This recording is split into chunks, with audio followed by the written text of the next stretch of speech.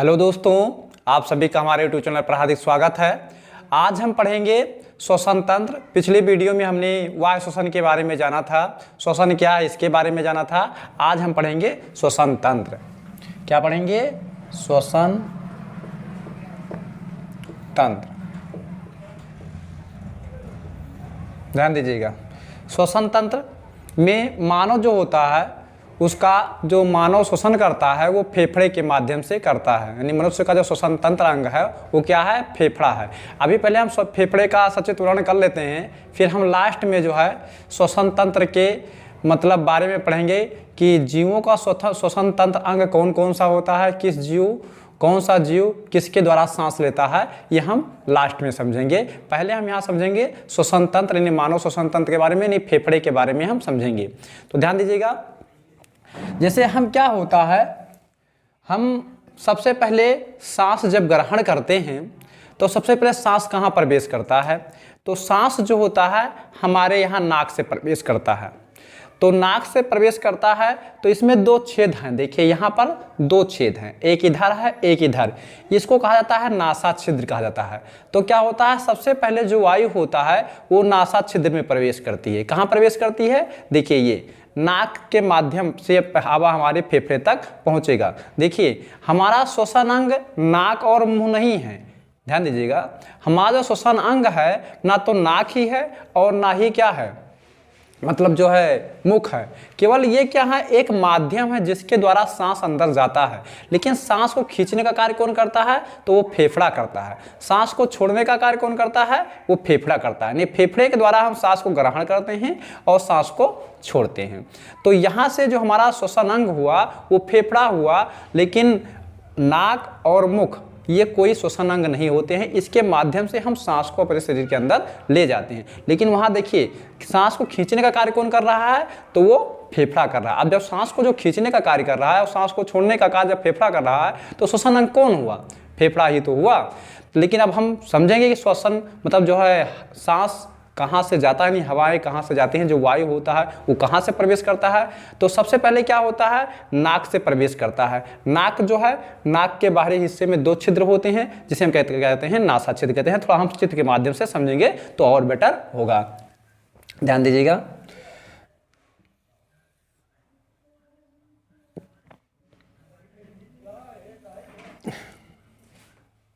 ये समझिएगा। देखिए यहाँ पर क्या है, देखिए ये मान लेते हैं नाक है, नाक का रास्ता है जो गया हुआ, या आंतरिक छिद्र हम आपको बता कर समझा रहे हैं। तो इसे हम क्या कहते हैं? नासा छिद्र कहते हैं। क्या कहते हैं? नासा छिद्र कहते हैं।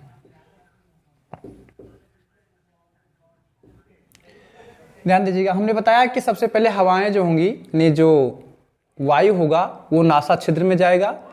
और नासा छिद्र में क्या होता है? रोम होते हैं, यानी इसके अंदर क्या पाया जाता है। और नासा छिद्र की संख्या कितना होता है? एक जोड़ी होता है, यानी एक जोड़ी नासा छिद्र पाया जाता है।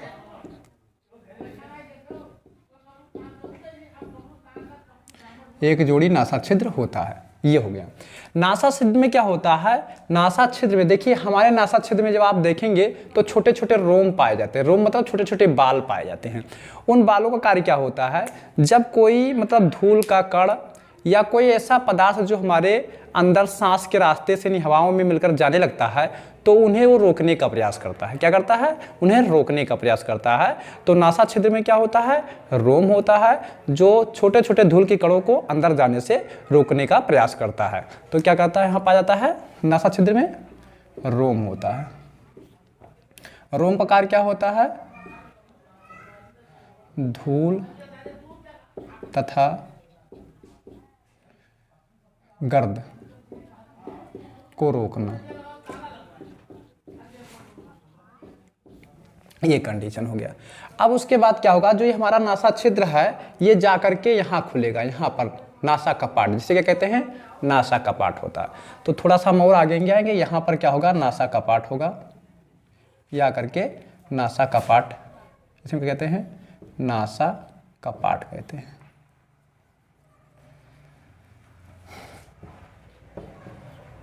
नासा कपाट होता है। ध्यान दीजिएगा। तो नासा कपाट में क्या होता है हम ये समझेंगे कि जैसे ये हो गया हमारा नासा छिद्र, और यहाँ पर क्या हो गया, यहाँ पर होता है नासा कपाट होता है। नासा कपाट में क्या होता है, एक श्लेष्मा झिल्ली होती है। क्या होती है, एक श्लेष्मा झिल्ली होती है जो चिपचिपा पदार्थ छोड़ती है। जो क्या करती है, चिपचिपा पदार्थ छोड़ती है। तो नासा कपाट में क्या होता है, श्लेष्मा झिल्ली होता है, श्लेष्मा झिल्ली होता है।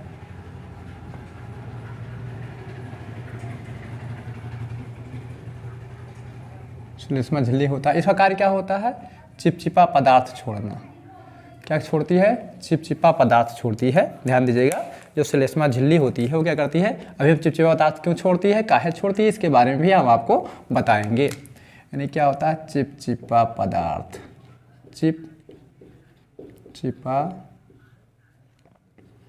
पदार्थ छोड़ती है। ध्यान दीजिएगा। देखिए नासा कपाट में चिपचिपा पदार्थ क्यों छोड़ा जाता है, जब धूल का कण या गर्द ये रोम नहीं रोक पाता है तो वो धूल के कण जब अंदर जाने लगते हैं तो क्या होता है, वहाँ पर श्लेष्मा झिल्ली से चिपचिपा पदार्थ स्रावित होने लगता है। वो चिपचिपा पदार्थ क्या होता है कि जो धूल के कण हैं उनको चिपका लेता है। यानी यहाँ अंदर जो है श्लेष्मा झिल्ली पर लगे परत जहाँ से चिपचिपा पदार्थ निकलता है, वहाँ से क्या होते हैं, जो भी धूल के कण जाएंगे वो उन्हें क्या कर देगा, चिपक जाएंगे, अंदर जाके चिपक जाएंगे। और अगर धूल के कण अधिक मात्रा में जा रहे हैं तो चिपचिपा पदार्थ उसी रेशियो से क्या होगा, ज़्यादा मात्रा में स्रावित होगा। और जब ये ज़्यादा मात्रा में स्रावित होगा तो क्या होता है, वो मतलब क्या होता है, नाक के रास्ते से बहने लगता है, जिसे हम क्या कहते हैं, नाक बहना कहते हैं। कि देखिए कहते नहीं है किसी का नाक बह रहा है, तो नाक किस कंडीशन से बहता है, जब चिपचिपा कोई पदार्थ ऐसा होता है, कोई पदार्थ जब हमारे कान नाक के अंदर जाने का प्रयास करता है, धूल के कण या गर्द जो भी होते हैं वो, तो चिपचिपा पदार्थ ज़्यादा मात्रा में स्रावित होता है, जिसके कारण हमारा नाक बहने लगता है। ध्यान दीजिएगा। तो उसमें क्या होता है, जब कम मात्रा में धूल के कण हमेशा इकट्ठे होते हैं तो क्या होता है, हम जब कभी फुर्सत में होते हैं तो नाक में उंगली डालते हैं और नाक में उंगली डाल करके उसे निकालते हैं। तो वही धूल के कण होते हैं जो धीरे धीरे इकट्ठा होते होते चिपकते ज़्यादा मात्रा में हो गए हैं। तो कभी जब हम फुर्सत में होते हैं तो क्या करते हैं, नकुने में उंगली डाल करके उसको खोदिहारते हैं और खोदिहार करके बाहर निकालते हैं। तो वो वही पदार्थ हैं जो अंदर जाने का प्रयास कर रहे थे। तो उनको रोका कौन, ये श्लेष्मा झिल्ली क्या थी, चिपचिपा पदार्थ छोड़ती थी, जिसके माध्यम से उसमें चिपक जाया करते थे। अब ध्यान दीजिए, जब ये हम कभी देखिएगा, अभी गांव क्षेत्र में रह रहे हैं, अगर गांव में रह रहे हैं तो आप देखते होंगे कि जब गेहूं की दवाई होती है तो हम भूसे को एक स्थान से दूसरे स्थान पर रखने के लिए जाते हैं। तो उसमें क्या होता है, जब हम भूसे में रहते हैं तो देखिए हमारा नाक बहुत बहने लगता है। क्यों बहने लगता है, क्योंकि ये धूल के गर्द के का जो कण होते हैं, जो भूसे में छुपे छोटे छोटे कण होते हैं, वो हमारे सांस के माध्यम से नाक के अंदर जाने लगते हैं। अब ये श्लेष्मा झिल्ली क्या करता है, नासा कपाट में वही चिपचिपा पदार्थ का स्राव ज़्यादा मात्रा में करता है। क्यों, क्योंकि अब वो सभी को चिपका तो सकता नहीं है, क्योंकि वहाँ संख्या ज़्यादा हो जाएगी, तुरंत ज़्यादा मात्रा में जा रहे हैं। तो वो क्या सोचता है कि लाओ इसे हम बाहर कर दें। तो उस धूल के कण को डायरेक्टली बाहर निकालने के क्या करता है, वहाँ से ज़्यादा मात्रा में जो है चिपचिपा पदार्थ स्रावित करता है, जिसके कारण क्या होता है, उसी के साथ जो है वो बाहर निकल आते हैं। अब वो अगर और मात्रा में अंदर जा रहे हैं तो हमें क्या होता है, छींक भी आने लगता है। नहीं, छींक आता क्यों है, क्योंकि वो धूल के कण एक झटके में सब क्या हो जाएं, बाहर हो जाएं, इसलिए हमें छींक आता है। तो यहाँ ध्यान रखेंगे कि नासा कपाट में क्या होता है, श्लेष्मा झिल्ली होती है जो चिपचिपे पदार्थ का स्राव करती है।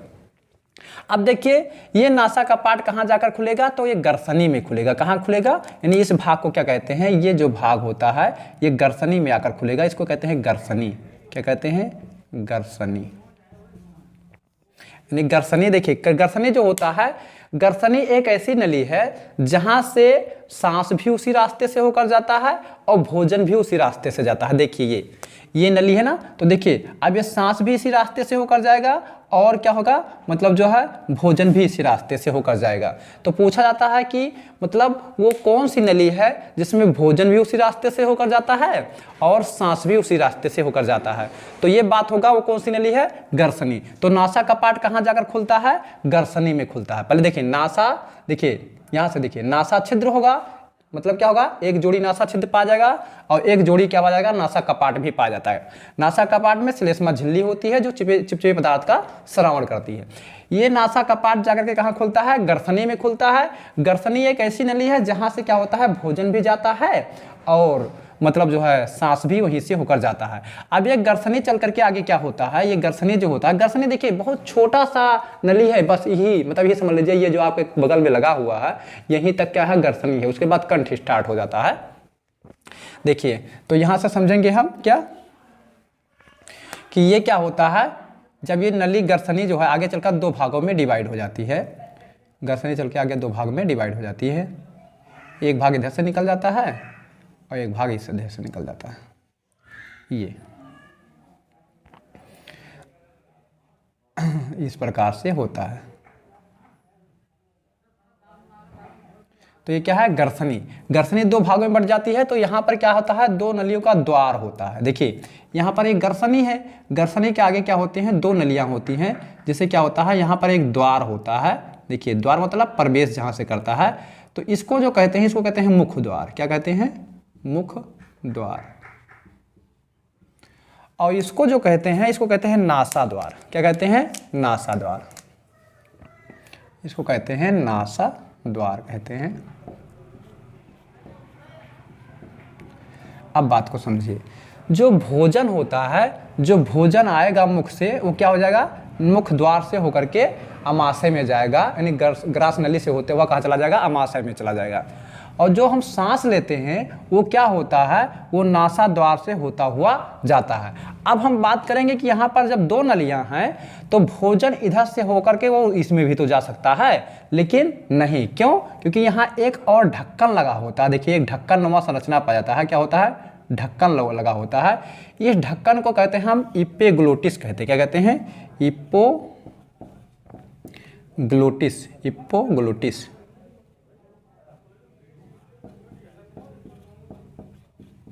हिप्पोग्लोटिस, इसे क्या कहते हैं, इप्पोग्लोटिस। इसका काम क्या होता है, हम समझेंगे इप्पोग्लोटिस का काम क्या होता है। इप्पोग्लोटिस क्या होता है, जब सांस आता है, जैसे मान लीजिए हमने सांस लिया, तो सांस कहाँ से जाएगा, देखिए नासा द्वार से होता हुआ इस नली में जाएगा। और अगर हम भोजन ग्रहण कर रहे हैं तो कहाँ से होकर जाएगा, इस नली से जाएगा। तो आप दोनों नली तो एक साथ खुली नहीं रह सकती हैं, एक बंद हो जाएंगी और एक खुली रहेंगी। यही प्रक्रिया हमारा चालू रहता है। तो मान लेते हैं हम सांस ग्रहण किए, तो जैसे ही सांस ग्रहण करेंगे तो नासा द्वार खुला रहेगा और ये ढक्कन जो है मुख द्वार पर आ जाएगा। किस पर आ जाएगा, मुख द्वार पर आकर के बैठ जाएगा, यानी ढक्कन बंद हो जाएगा और क्या होगा, सांस अंदर चला जाएगा। अब मान लेते हैं हम भोजन ग्रहण कर रहे हैं, जैसे भोजन ग्रहण कर रहे हैं तो क्या होगा, ये ढक्कन जो इपोग्लोटिस है ये मुख द्वार से हट करके किस पर चला जाएगा, ये नासा द्वार पर जाकर बैठ जाएगा। ध्यान दीजिएगा, जब हम भोजन ग्रहण करेंगे तो जो भोजन ग्रहण करेंगे तो यहाँ से क्या होगा, मुख द्वार खुल जाएगा और ये मुख द्वार खुल करके ये ढक्कन कहाँ चला जाएगा, इस नासा द्वार पर क्या हो जाएगा, जाकर के बैठ जाएगा। ध्यान दीजिए, इस नासा द्वार पर जाकर के बैठ जाएगा। जब भोजन मतलब ग्रहण करेंगे तो ये जो इपोग्लोटिस है वो नासा द्वार पर जाकर बैठ जाएगा और जब सांस ग्रहण करेंगे तो इपोग्लोटिस के पर बैठ जाएगा, मुख द्वार पर बैठ जाएगा। ध्यान समझिएगा, बात बहुत कॉम्प्लिकेटेड है, यहाँ पर थोड़ा समझने की जरूरत है। यहाँ देखिए, जब हम सांस ग्रहण करेंगे तो जो इपोग्लोटिस है वो क्या होगा कि मतलब जो है मुख द्वार पर बैठ जाएगा। नहीं, जब हम सांस ग्रहण करेंगे, अगर मान लीजिए सांस ग्रहण कर रहे हैं, अगर सांस ग्रहण कर रहे हैं तो क्या होगा, जो इपोग्लोटिस है वो किस पर चला जाएगा, किस द्वार पर जाकर बैठ जाएगा, यानी मुख द्वार पर बैठ जाएगा, यानी मुख द्वार का ढक्कन बंद हो जाएगा और नासा द्वार क्या रहेगा, खुला रहेगा। और जब हम भोजन ग्रहण करेंगे तो इपोग्लोटिस किस पर जाकर बैठ जाएगा, यानी नासा द्वार पर बैठ जाएगा और मुख द्वार का मुंह खुल जाएगा। इस प्रकार से जो है हम भोजन को ग्रहण करते रहते हैं और सांस को भी ग्रहण करते रहते हैं। इस प्रकार सांस अपनी नली में चला जाता है और भोजन अपनी नली में चला जाया करता है। तो अब बात करते हैं कि इपोग्लोटिस को कंट्रोल कौन करता है। ध्यान दीजिए, अब हम बात यहाँ करते हैं, देखिए जुकाम है, खांसी है, थोड़ा सा गले में खराश है, तो आप जो हमारी बातों को ध्यान से समझने की कोशिश करेंगे, उस पर आप नहीं जाएंगे। ध्यान दीजिएगा। तो हम ये बात करते हैं कि इपोग्लोटिस को कंट्रोल कौन करता है, तो इपोग्लोटिस को कौन कंट्रोल करता है, तो ब्रेन कंट्रोल करता है। कौन कंट्रोल करता है, ब्रेन कंट्रोल करेगा, ठीक है। यानी ब्रेन जो है ये बताता है कि कब भोजन आ रहा है, कब सांस आ रहा है, उसी को तहत देखते हुए इपोग्लोटिस जो है अपने स्थान को चेंज करता है। कभी मुख द्वार पर चला जाता है तो कभी नासा द्वार पर आ जाता है।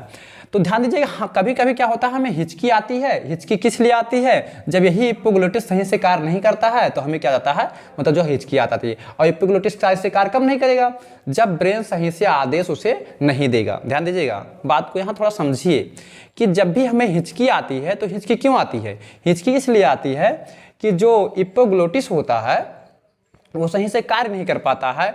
जब भोजन आता है तो वो भोजन वाले नली पर बैठ जाता है, समझिए बात को। तो जिससे भोजन क्या होता है, अगर मान लीजिए भोजन हमने ग्रहण किया और भोजन वाली नली बंद हो गई, इपोग्लोटिस घूम गया मुख द्वार पर, तो भोजन कहाँ चला जाएगा, तो भोजन सांस वाली नली में जाने लगता है, जिसके कारण हमें क्या आ जाता है, हिचकी आ जाता है। क्योंकि फेफड़ा तुरंत क्या कर देता है, सांस को छोड़ देता है। अब जैसे ही ढक्कन हटेगा तुरंत क्या हो जाएगा, सांस को छोड़ देगा। अब जब सांस को छोड़ देगा तो भोजन को वापस कर देगा, और जब भोजन को वापस करेगा तो वही हमें हिच की भावना उत्पन्न होती है।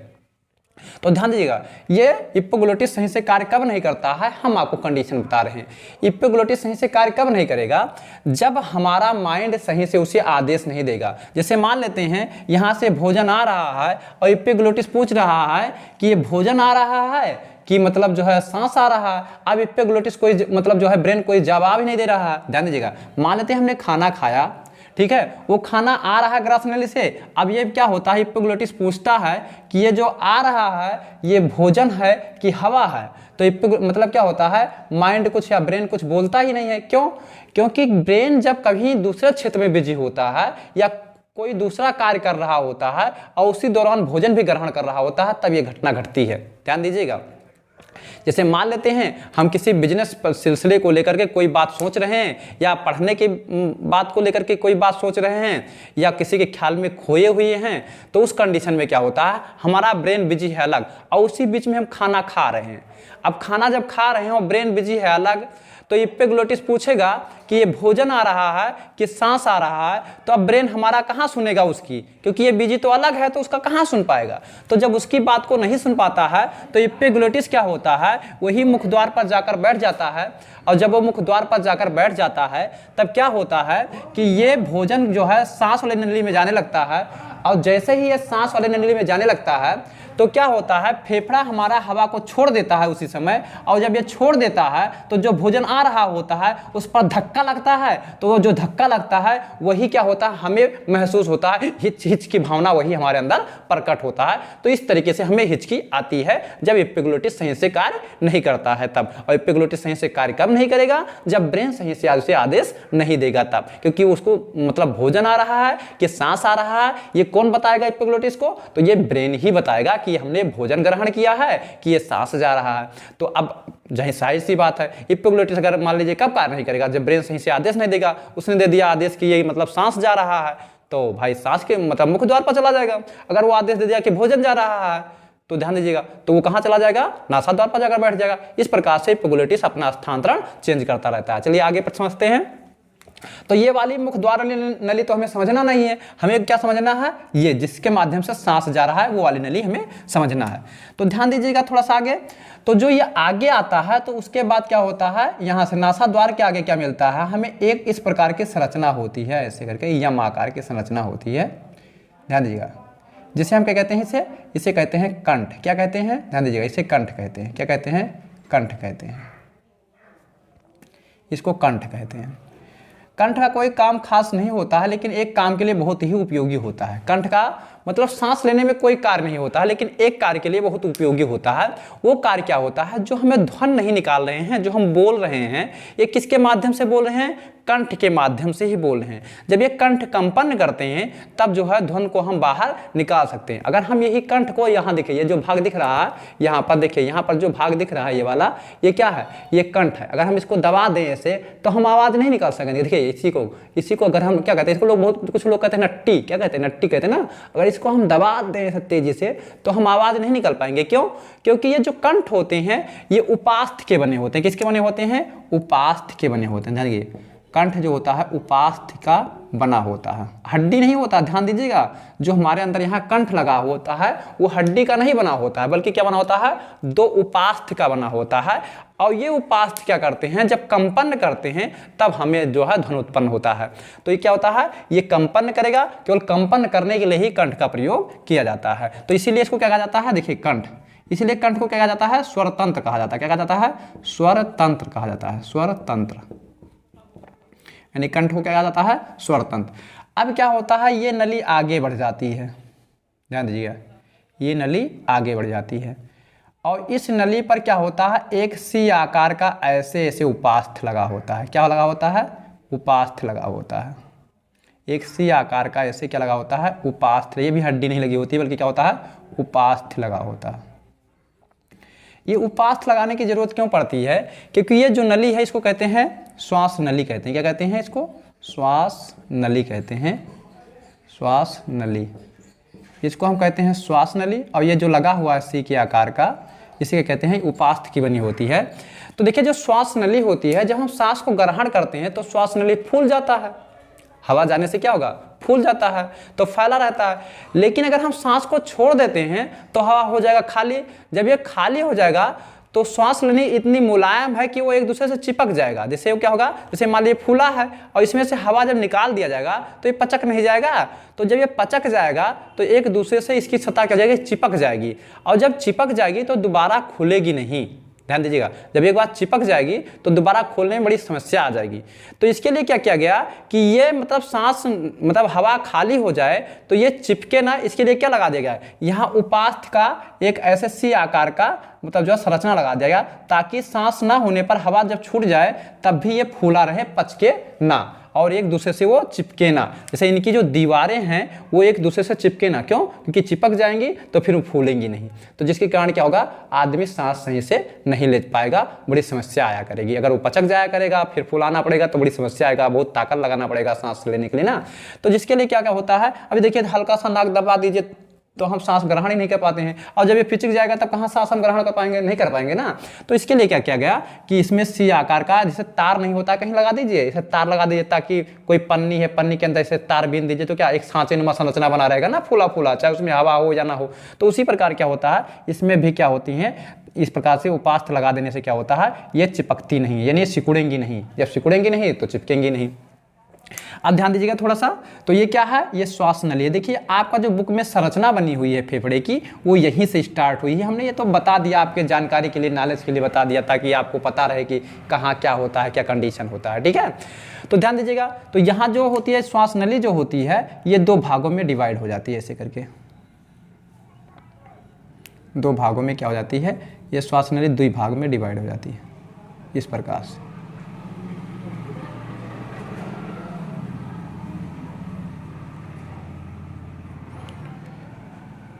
जब ये दो भागों में डिवाइड हो जाती हैं, देखिए इस पर भी ऐसा सी आकार का रहता ताकि ये भी ना चिपकने पाए। तो इनको श्वसनिया कहा जाता है। क्या कहा जाता है, श्वसनिया,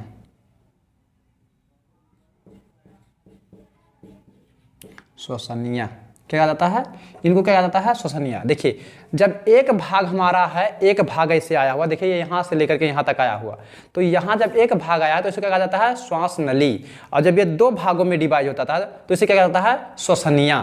अब फिर यही चल करके आगे कई भागों में डिवाइड हो जाएंगे, ऐसे ऐसे करके। देखिए कई नलियाँ इसमें से निकल जाएंगी ऐसे करके ना, ऐसे इसमें से भी कई नलियाँ निकलेंगी।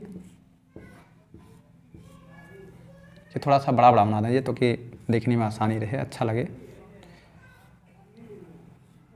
ऐसे ऐसे क्या होता है, मतलब जो है तमामों नलियाँ निकल जाती हैं। और इन नलियों के ऊपर क्या पाया जाता है, ऐसे गुच्छा पाया जाता है। तो देखिए इन नलिका को क्या कहा जाता है, जो ये नलियाँ तमाम नलियाँ निकलती हैं इनको क्या कहा जाता है, देखिए इनको कहा जाता है, इनको कहा जाता है श्वसनिका, श्वसनिका। ध्यान से समझिएगा, ध्यान दीजिएगा। जब एक नली रहती है, जब ये नली, ये जो मेन वाली नली आई है, जब ये एक नली रहती है, देखिए जब ये एक नली रहती है तो इसको कहा जाता है श्वास नली। और जब ये दो भागों में डिवाइड हो जाती है तो इसको कहा जाता है, जैसे दो भागों में डिवाइड हुआ तो उसे क्या कहा जाता है, श्वसनिया। और जब ये चल के आगे चल के और भागों में डिवाइड हो जाती हैं तो इनको क्या कहते हैं, श्वसनिका। अब श्वसनिका के ऊपर क्या होता है, ऐसे आकार का क्या होता है, गुच्छ पाया जाता है, एक गुच्छा पाया जाता है। ध्यान दीजिएगा, इस क्या पाया जाता है, इस पर एक गुच्छा पाया जाता है। देखिए तार वार जो है ये बड़ा लोचा लाचा मामला रहता है वीडियो बनाने में। तो क्या पाया जाता है, यहाँ पर एक गुच्छा पाया जाता है, ऐसे ऐसे आकर के गुच्छे पाए जाते हैं, छोटे छोटे गुच्छे पाए जाएंगे और यहाँ पर भी गुच्छे पाए जाएंगे, ऐसे ऐसे करके गुच्छे, तमाम गुच्छे पाएंगे। मेन काम इन्हीं का होता है, वे बता रहे हैं कि उन कौन सा काम होता है। इनको क्या कहा जाता है, इन गुच्छों को कहा जाता है वायु कोष्ठ, वायु कोष्ठ।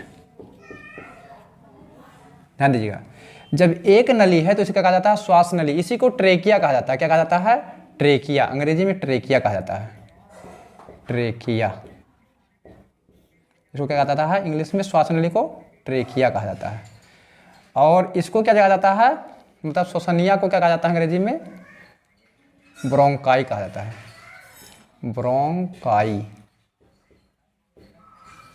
और उसके बाद इसको श्वसनिका को क्या जाता है, ब्रोंक्यूलस कहा जाता है, यानी ब्रोंक्यूलस। इसको अंग्रेजी में क्या कहा जाता है, ब्रोंक्यूलस, ब्रोंक्यूलस, ब्रोंक्यूलस। तो क्या है, ट्रेकिया, ब्रोंकाई, ब्रोंक्यूलस, ट्रेकिया, ब्रोंकाई, ब्रोंक्यूलस। जब एक है तो ट्रेकिया, दो हुआ तो ब्रोंकाई और अनेक हुए तो ब्रोंक्यूलस। तो इस प्रकार से हमने जाना। अब क्या होता है कि इसके ऊपर इस आकार का एक दोहरी झिल्ली लगी होती है। क्या लगी होती है, दोहरी झिल्ली लगी होती है। ध्यान दीजिएगा, इस पर क्या लगा होता है, इस आकार का लगा होता है, दोहरी झिल्ली लगी होती है, ऐसे करके। जिसे हम क्या कहते हैं, फुफ्फुस कहते हैं। क्या कहते हैं इसको, फुफ्फुस। तो फुफ्फुस के 4 भाग होते हैं। फुफ्फुस के कितने भाग होते हैं, ध्यान दीजिएगा, फुफ्फुस के 4 भाग होते हैं। देखिए फुफ्फुस के कितने भाग होते हैं, थोड़ा ये जो हमने यहाँ पर लिखा है श्वसनिका, इसको मिटा करके हम क्या कर देते हैं, उधर कर देते हैं, तो ताकि चित्र आपको अच्छा से नजर आए, नहीं तो थोड़ा चित्र ढगमगा जाता है, बेकार लगता है। तो ये क्या था, श्वास नली था, श्वास नली। इंग्लिश में क्या था, ट्रेकिया था, ट्रेकिया कहते हैं। और इसको क्या कहते हैं, ये जो था श्वसनिका था, श्वसनिका। इंग्लिश में कहते हैं ब्रोंकाई, ब्रोंकाई। ये हो गया, ठीक है। अब देखिए इसके 4 भाग होते हैं। ऊपर वाले भाग को क्या कहा जाता है, देखिए वो एक वायु कोष्ठ है, इस ऊपर वाले भाग को कहा जाता है उच्च बायां फुफ्फुस पिंड, फुफ्फुस पिंड, उच्च बायां फुफ्फुस पिंड। देखिए हमने बताया फुफ्फुस के 4 भाग हो जाएंगे। ये ऊपर वाला भाग क्या कहलाएगा, उच्च बायां फुफ्फुस पिंड, और नीचे वाले भाग को कहेंगे निम्न दायां बायां, मतलब निम्न बायां फुफ्फुस पिंड। ऐसे ही यहां पर होगा, इसका क्या कहा जाएगा, उच्च दायां फुफ्फुस पिंड। और ऐसे क्या जाएगा, यहां से निम्न दायां फुफ्फुस पिंड। देखिए आप हमारे साथ साथ हर चीज़ को नोट करते रहेंगे तो आपको समझने में कोई दिक्कत नहीं होगा, लेकिन यदि आप छोड़ करके नोट करेंगे तो बड़ी समस्या आएगा। अब ये क्या होगा, नीचे क्या लगा होता है, अभी इसका कार्य बताएंगे। ऐसे क्या लगा होता है, इसको कहते हैं डायाफ्राम। क्या कहते हैं, डायाफ्राम। ये क्या होता है, डायाफ्राम।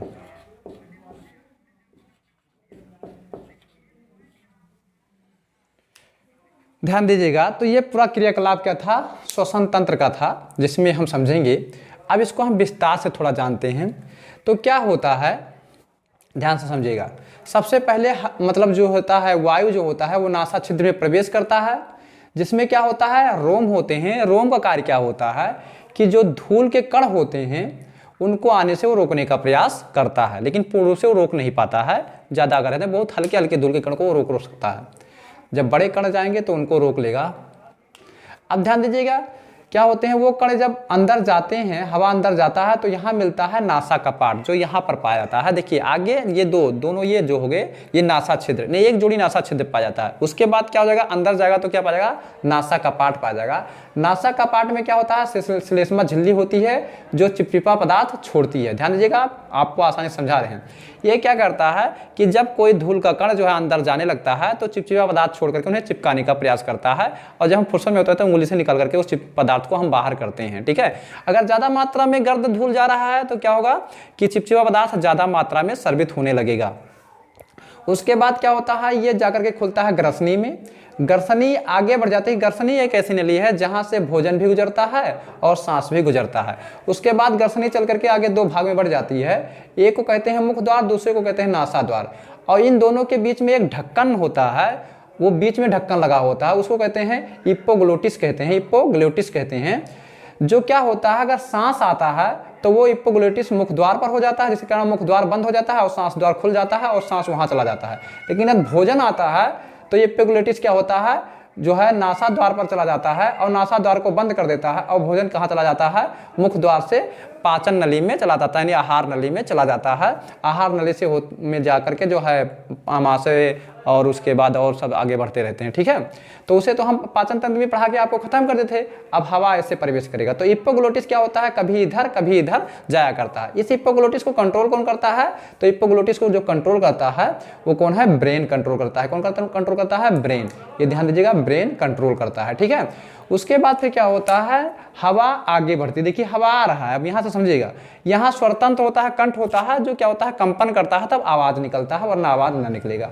उसके बाद क्या होता है, इस नली से प्रवेश करता है, नहीं ये नली है, देखिए यहाँ से गले से लेकर के यहाँ तक की नली है, जिसे हम क्या कहते हैं, क्या कहते हैं इसको हम श्वास नली कहते हैं। अंग्रेजी में ट्रेकिया कहते हैं। अंग्रेजी में क्या कहते हैं, इसको ट्रेकिया कहते हैं। जब ये एक रहता है तो इसको श्वास नली कहते हैं या ट्रेकिया कहते हैं। जब ये दो भागों में बढ़ जाता है तो इसे हम कहते हैं श्वसनिका कहते हैं या ब्रोंकाई कहते हैं, या ब्रोंकाई कहते हैं। श्वसनिका कहते हैं तो ब्रोंकाई कहते हैं। फिर क्या होता है, श्वसन का अनेक अलग बहुत सारी शाखाएं इसमें से निकलती हैं और बहुत भागों में विभक्त हो जाती हैं। इसको हम क्या कहते हैं, इसको हम कहते हैं, जो ये शाखाएं हैं इसको हम कहते हैं श्वसनिका कहते हैं। क्या कहते हैं, श्वसनिका।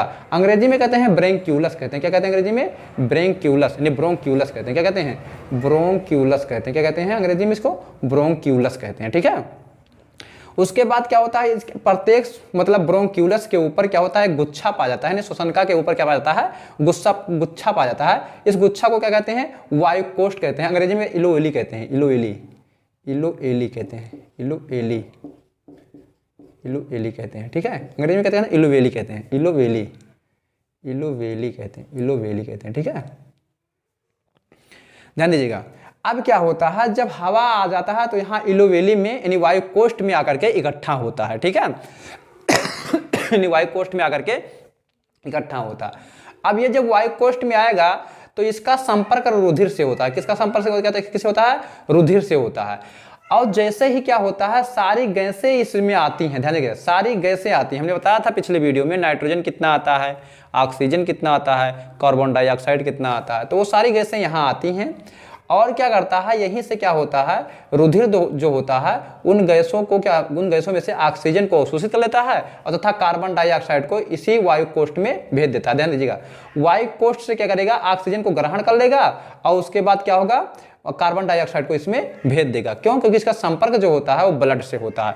यहाँ ब्लड, देखिए यहाँ ब्लड रहता है और वो हमेशा क्या होता है कि जब भी मतलब हम सांस लेते हैं तो तुरंत यहाँ क्या होता है, ऑक्सीजन पहुँचता है और ये ऑक्सीजन को खींच लेता है और उसके बाद क्या होता है, कार्बन डाइऑक्साइड को दे देता है। तो कहता है सांस ले, तो वो सांस लेता है और वैसे जैसे सांस लेता है वैसे क्या होता है, कार्बन डाइऑक्साइड को दे देता है और ऑक्सीजन को ले लेता है। और फिर ऑक्सीजन क्या होता है, जो ब्लड होता है, ब्लड में हीमोग्लोबिन पाया जाता है और ये हीमोग्लोबिन क्या करता है कि ऑक्सीजन को ग्रहण करके और शरीर के सारे भागों में क्या करता है, यहाँ वहाँ सब जगह ऑक्सीजन फैला देता है। क्योंकि हम देखते हैं कि जो ब्लड होता है शरीर के सभी भागों में पाया जाता है, तो इस प्रकार से जो है ऑक्सीजन शरीर के सभी भागों में पहुंच जाता है। तो यहाँ से क्या होता है, जो ब्लड में हीमोग्लोबिन पाया जाता है वो क्या करता है, ऑक्सीजन को अवशोषित कर लेता है तथा कार्बन डाइऑक्साइड का त्याग कर देता है। तो इस प्रकार से क्या होता है, हमें यहाँ से जो है श्वास मिल जाता है। अब इसके आगे की प्रक्रिया हमने पिछले वीडियो में बताया था कि कैसे जो है यहाँ से मतलब जो है ऑक्सीजन का परिवहन होता है और कोशिका तक जाएगा और कोशिका से फिर कार्बन डाइऑक्साइड को लाएगा और फिर ला करके यहाँ कहाँ छोड़ेगा, यहाँ फेफड़े के अंदर जो है वायु कोष्ठ में छोड़ेगा। अगर ये हमारा आप पहला वीडियो देख रहे हैं श्वास नली का मतलब श्वसन तंत्र का, तो इससे पहले हमने मतलब जो श्वसन पढ़ाया है, श्वसन भाग 1, उसको आप जाकर देखेंगे तो शायद ये आपको और बेहतरीन से अच्छे से समझ में आएगा आपको। तो इस प्रकार से हमने देखा कि किस प्रकार से जो है श्वसन तंत्र हमारा कार्य करता है। देखिए डायाफ्राम पाया जाता है, डायाफ्राम का कार्य क्या होता है इसको हमने बताया नहीं। देखिए डायाफ्राम में क्या होता है, जब हम सांस ग्रहण करते हैं, जब हम सांस लेते हैं तो ये डायाफ्राम क्या होता है, फैल जाता है, फूल जाता है। मतलब ये क्या, फुफ्फुस क्या होता है, फुफ्फुस फूल जाता है। जब ये फुफ्फुस फूल जाता है तो डायाफ्राम क्या होता है, पिचक जाता है। ध्यान दीजिए, डायाफ्राम का जो सिकुड़ जाता है, डायाफ्राम क्या जाता है, पिचक जाता है। क्योंकि मोटी पाइप की जैसा होता है ना, तो क्या होता है ये इसी के ऊपर समझ लीजिए रखा हुआ है, ये जो फुफ्फुस है इसी के ऊपर समझ लीजिए रखा हुआ है। जब हम सांस लेते हैं तो ये क्या होता है, फुफ्फुस हमारा फैल जाता है और फुफ्फुस फैल जाता है तो वायु कोष्ठ भी फैल जाता है। देखिए वायु कोष्ठ भी फूल जाएगा, हवा आएगा तो वायु कोष्ठ फूलेगा नहीं। लेकिन क्या होता है कि जब हमें सांस छोड़ना होता है तो फेफड़े के अंदर इतना ताकत नहीं होती है कि इसे छोड़ सके, नहीं सिकुड़ सके। क्योंकि जब ये सिकुड़ेगा तभी तो सांस बाहर निकलेगा ना। तो क्या होता है कि इसको मतलब सिकुड़ने के लिए क्या होता है, जो ये डायाफ्राम होता है इसे ऊपर से उठाता है। देखिए ये डायाफ्राम जो है ऊपर उठाएगा, तो ये डायाफ्राम जब ऊपर उठाएगा तो ये सिकुड़ेगा और जब ये सिकुड़ेगा तो इसमें जो हवा इकट्ठा है वो वापस नाक के माध्यम से बाहर होगी। नहीं, जब भी हम सांस ग्रहण करेंगे तो ये फूल जाएगा, तो यहाँ सारी हवाएं आएंगी और हवा आएंगे तो जो रुधिर होगा यहाँ से ऑक्सीजन को ग्रहण कर लेगा और कार्बन डाइऑक्साइड में छोड़ देगा। और जब कार्बन डाइऑक्साइड में छोड़ देगा तो हमें सांस को छोड़ना होता है, तो हम सांस को जब छोड़ेंगे तो डायाफ्राम क्या करेगा, डायाफ्राम इसे उठाएगा, डायाफ्राम ऐसे करके उठाएगा। और जब डायाफ्राम ऐसे करके उठाएगा तो ये क्या होगा, सिकुड़ेगा। और जब इसमें हवा सिकुड़ेगा तो ये जो वायु कोष्ठ होगा ये भी सिकुड़ जाएगा। और जब ये सिकुड़ेगा तो हवा क्या होगा, हवा बाहर होकर के नाक से निकल जाएगा। इस प्रकार से हम सांस ग्रहण करते हैं और सांस को छोड़ते हैं। तो जब हम सांस को ग्रहण करते हैं तो इस क्रिया को हम क्या कहते थे, निःश्वसन कहते थे। और जब हम सांस को छोड़ते हैं तो उसे क्या कहते हैं, निःश्वसन कहते हैं। और यहाँ से लेने और जाने की क्रिया को क्या कहते थे, श्वासोच्छ्वास कहते थे, जो वायु श्वसन का पहला स्टेप हमने वहां पढ़ा था। तो अब यहाँ पर ध्यान दीजिएगा।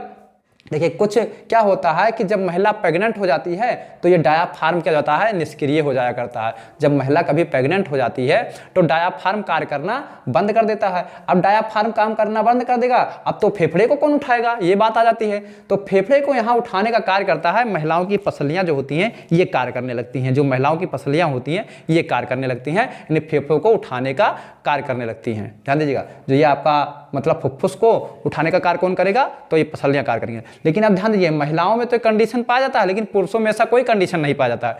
पुरुषों में केवल और केवल जो फेफड़ों को उठाने का कार्य करेगा वो डायाफ्राम ही करेगा। और महिलाओं में भी कंडीशन होता है कि जब वो डिलीवरी के समय मतलब क्या होगा, जब प्रेग्नेंट होंगी तब ये कार्य करेगा। लेकिन उनका डिलीवरी अगर हो जाता है तो तुरंत फिर क्या होगा, मतलब जो है पसलियां कार्य करना बंद कर देंगी, फिर से डायाफ्राम कार्य करना शुरू कर देगा। तो डायाफ्राम हमेशा कार्य करता है, लेकिन कब कार्य नहीं करता है, आपसे अगर पूछा जाएगा कि जो है महिलाओं के अंदर डायाफ्राम कार्य कब नहीं करता है, तो जब महिला प्रेग्नेंट हो जाती है तो डायाफ्राम कार्य करना बंद कर देता है और उसका स्थान कौन ग्रहण कर लेता है, पसलियां। ये जो बगल की पसलियां होती हैं ये काम करने लगती हैं डायाफ्राम को, वो मतलब जो है फुफ्फुस को उठाने में, डायाफ्राम के स्थान पर पसलियां कार्य करने। लेकिन जैसे ही डिलीवरी होता है वैसे क्या होता है, पसलियां जो है कार्य करना बंद कर देती हैं और डायाफ्राम पुनः कार्य करने लगता है। क्यों, अब डायाफ्राम का क्यों निष्क्रिय हो जाता है, क्योंकि यहाँ पर हमारा बच्चा होता है, यहाँ पर लेडीजों के अंदर यहीं पर तो बच्चा होता है। तो अगर ये उठाएगा तो नीचे की ओर ताकत लगेगा, जिसके कारण क्या होता है, बच्चा डैमेज हो सकता है, नहीं बच्चा मर भी सकता है। तो जिसके कारण क्या होता है, ये प्रकृति ने क्या किया, इसको निष्क्रिय बना दिया। ऐसा सिस्टम बनाया कि ताकि महिला प्रेग्नेंट हो तो यहाँ पर क्या हो, डायाफ्राम निष्क्रिय हो जाए और उसके बाद क्या हो, उसका स्थान कौन ग्रहण कर लेता है, वो पसलियां काम करने लगती हैं। तो इस तरीके से हमने ये समझा, ठीक है। अब इसमें हम समझेंगे कि जो श्वसन तंत्र होता है, जो जीव होते हैं जो श्वसन करते हैं वो किस किस के माध्यम से करते हैं। जैसे क्या हो गया, मनुष्य हो गया। मनुष्य मतलब क्या है, स्तनधारी जीव। जो स्तनधारी जीव जो होते हैं, ध्यान दीजिएगा, यहाँ पर हम बता रहे हैं जो स्तनधारी जीव होते हैं, ध्यान दीजिएगा, नंबर 1 क्या होता है? श्वसन अंग। श्वसन अंग के बारे में बता रहे हैं आपको। देखिए, जो स्तनधारी जीव होते हैं, स्तनधारी जीव, उनका श्वसन अंग जो होता है, स्तनधारी का श्वसन अंग क्या होता है? वो फेफड़े के द्वारा सांस लेते हैं। यानी किसके द्वारा? फेफड़े के द्वारा सांस लेते हैं। फेफड़े के द्वारा, फेफड़े के द्वारा सांस लेते हैं। और जो कीट होते हैं, अगर कीट की बात करें तो कीट जो होते हैं वो किसे? श्वास नली से सांस लेते हैं। श्वास नली, यानी उनके फेफड़ा नहीं पाया जाता है, श्वास नली के द्वारा सांस लेते हैं। डायरेक्ट ट्रेकिया से सांस लेते हैं, वहीं से अपना संपर्क जोड़ देते हैं। जो यहाँ श्वास नली हम लोगों के पाई जाती है, वहीं से डायरेक्ट वो सांस लेते हैं। यानी जो कीट पतंगे होती हैं वो किससे सांस लेती हैं? तो वो ट्रेकिया से सांस लेती हैं, यानी श्वास नली से सांस लेती हैं। तो स्तनधारी जीव उसे कहते हैं जिनके अंदर स्तन पाया जाता है, उसे हम क्या कहते हैं? स्तनधारी जीव कहते हैं, जो बच्चों को दूध पिलाते हैं। अब बात करते हैं तीसरा जो होता है, मेढक होता है। तो मेढक के सांस लेने के 3 कंडीशन हैं। मेढक के सांस लेने की कितनी कंडीशन है? 3 कंडीशन है। पहला कंडीशन क्या होता है? जब वो बच्चा रहता है, जब बच्चा रहता है, तो जब मेढक बच्चा रहता है तो उसे कहते हैं टेडपोल। क्या कहते हैं? बच्चा रहता है, टेडपोल की अवस्था। टेडपोल की अवस्था। तो टेडपोल की अवस्था में क्या होता है? वो जो सांस लेता है तो किससे लेता है? गलफड़े से लेता है। क्या होता है? गलफड़े से सांस लेता है। तो उनका क्या होता है? गलफड़े से सांस लेता है, तो उसमें श्वसन अंग क्या होता है? गलफड़ा होता है। लेकिन जब ये जवान हो जाता है, जब ये मेढक जवान हो जाता है, तब किसके सांस लेता है? तो ये फेफड़े से सांस ले लेता है, यानी गलफड़ा बंद हो जाता है। फेफड़े, तो उसका श्वसन अंग क्या हो जाता है? फेफड़ा हो जाता है। फेफड़ा, सोचा ना? तो क्या होता है कि जब बच्चा, मतलब मेढक शिशुआवस्था में रहता है, तो शिशुआवस्था को कहते हैं टेडपोल की अवस्था। टेडपोल मतलब क्या होता है? सेम वो मछली के जैसा रहता है, मछली के बच्चे की तरह रहता है, एकदम सेम लगेगा, तो मछली का तरह ही लगेगा, उसमें कोई परिवर्तन नहीं होता। जैसे क्या होता है, आप जाते हैं तो आप जो है जाकर मछली के बच्चे 10-20 ठो पकड़ लाइए कहीं तालाब से, तो उसमें से देखेंगे जब 10-20 ठो गिनकर उनको छोड़ दीजिए पानी में, मटके में रख दीजिए, और वो बाढ़ें जब बड़े होंगे तो क्या होगा? उसमें तो कुछ मछलियाँ बनेंगी और कुछ मेढक बन जाएंगे। तो क्या होता है कि उनका आकार सेम मिलता जुलता रहता है, एकदम सेम मछली के आकार का होता है। तो जब सेम मछली के जैसा होता है, तो जब वो मछली किसके सांस लेती हैं? तो मछली जो होती हैं गलफड़े से सांस लेती हैं। तो क्या होता है? जब वो बच्चा रहता है, टेडपोल की अवस्था रहता है, तो गलफड़े से सांस लेता है, और जब वो जवान हो जाता है तो फेफड़े से सांस लेता है। और जब वो कभी मिट्टी के अंदर चला जाता है, नहीं, जैसे कहते हैं निष्क्रिय अवस्था। क्या कहते हैं? निष्क्रिय। मिट्टी के अंदर तो उसे किससे सांस लेता है? तो त्वचा से सांस लेता है। किससे सांस लेता है? तो वो त्वचा से सांस लेता है। जब क्या होता है? मिट्टी के अंदर चला जाता है, तो उसे कहते हैं निष्क्रिय अवस्था कहते हैं। क्या कहते हैं? निष्क्रिय अवस्था। तो निष्क्रिय अवस्था में क्या होता है? मेढक त्वचा से सांस लेता है। जब वो मिट्टी के अंदर चला जाता है तो वो निष्क्रिय अवस्था में रहता है, और उस समय किससे सांस लेता है वो? तो वो त्वचा से सांस लेता है। अब उसके बाद चौथा जो है मत्स्य है, मछली आप लोग जानते ही होंगे। मछली किससे सांस लेती है? तो उसका श्वसन अंग क्या होता है? गलफड़ा होता है। तो इस प्रकार से हमने जाना किसका श्वसन अंग क्या है। तो यहाँ मेढक बहुत खतरनाक प्राणी है, समझिए 3 तरीके से सांस लेता है। एक तो क्या होता है, एक जब वो टेडपोल की अवस्था में रहता है तो गलफड़े से सांस लेता है, और जब जवान होता है तो फेफड़े से सांस लेता है, और जब मिट्टी के अंदर रहता है तो त्वचा से सांस लेता है। तो इस प्रकार से श्वसन आपका समाप्त हुआ। तो अगर हम आगे जो पढ़ेंगे वो हमारा जो तीसरा वीडियो आएगा श्वसन का, ये दूसरा वीडियो है। इससे पहले हमने एक वीडियो और बनाया है जो क्या है? श्वसन का है। श्वसन को हमने वहाँ विस्तार से बताया है कि श्वसन का जन्म कहाँ से हुआ, श्वसन हमारे लिए क्यों आवश्यक है, श्वसन ऐसा क्या प्रक्रिया करता है जो इतना इंपॉर्टेंट है, वो सब सारी चीज़ें हमने पहली वीडियो में बताया है। दूसरी वीडियो में हमने श्वसन तंत्र आपको बताया, और तीसरा वीडियो भी हमारा बाकी है जो क्या है? आंतरिक श्वसन अभी बाकी है। हमने वहाँ पहली वीडियो में वाह्य श्वसन बताया था, तो वाह्य श्वसन के बाद वही वाह्य श्वसन का ये रूप था जो हमने आपको बताया था। तो अब अगला वीडियो में हम फिर मिलेंगे, लेकिन अगर ये वीडियो आपको पसंद आया है तो इसको क्या कीजिए? शेयर कीजिए, लाइक कीजिए, कमेंट कीजिए, और मिलते हैं हम जो है नेक्स्ट वीडियो में। तब तक के लिए धन्यवाद।